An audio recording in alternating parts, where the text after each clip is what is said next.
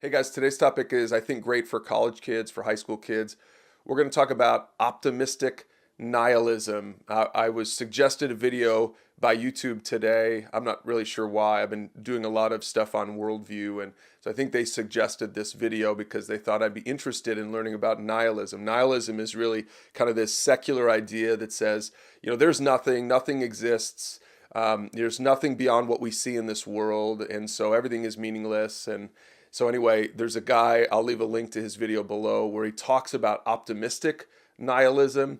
And as I was watching this video, I thought, man, this is crazy. I'm not sure if he was being sarcastic. He might have been sarcastic. To be honest, I can't really tell. That's kind of how ridiculous this whole thing can be. But I'm going to just point out a few things that he said that young people, I want you to hear and I want you to be aware of. In fact, talk about this video with a mentor or, with a small group so you can process these ideas, because this is the kind of stuff the secular world throws at us all the time. The first idea he threw out there is that life has no meaning. So why not make happiness its meaning? He talks about, hey, you only have one life to live, so just be happy. Right? This is actually in the Bible. If you know the Bible, Jesus talked about this one time. He said there was a guy who lived by this philosophy. He said, eat, drink, and be merry, for tomorrow we die. So this guy's idea, and he calls it optimistic nihilism, because he's saying, listen, there's nothing out there to live for. There is no meaning in life. So let's just invent meaning ourselves. We are God, basically. So let's just invent meaning. And so here, how about this? Just invent happiness as your meaning. Just declare it to be so. In fact, he said, stop thinking about purpose and meaning, because you'll be dead and cold. And so, nothing matters. So just live for today. And this really is, as you think about nihilism, as you think about sort of a secular worldview that just says, this is all there is. There's nothing beyond this life. There is no God. Therefore, there is no purpose, there is no meaning, therefore, there is no legacy, there is no mission in life. So just, again, live for yourself, be happy while you can, because someday you'll be dead and cold and none of it will matter, and everyone's going to forget about you anyway. In fact, he says this then, everything is temporary, and that's awesome.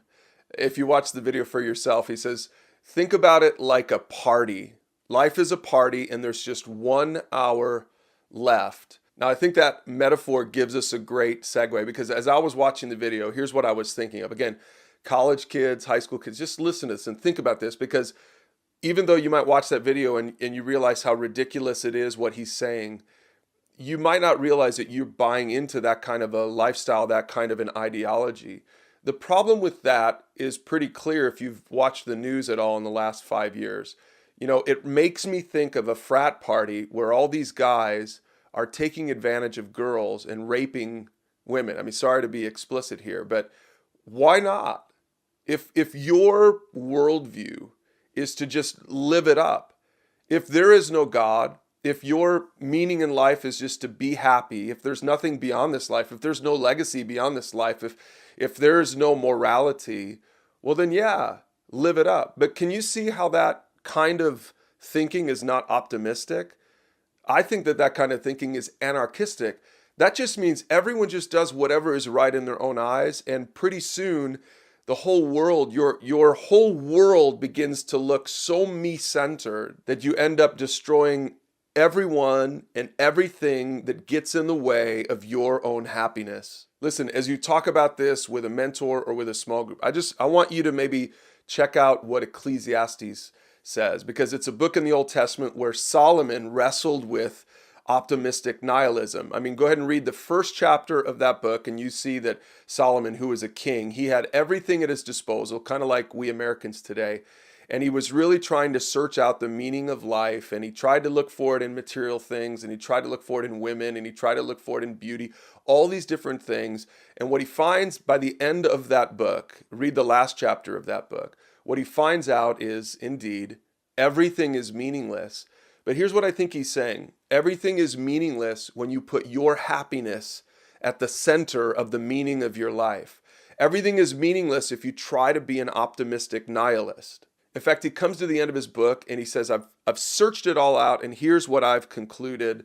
fear God and keep his commands. In other words, what Solomon had understood was there is a God, there is a way we should live, there is right and wrong, there is meaning in life. And when we put that in its proper perspective, in the proper order, then we can truly live a rich and satisfying life.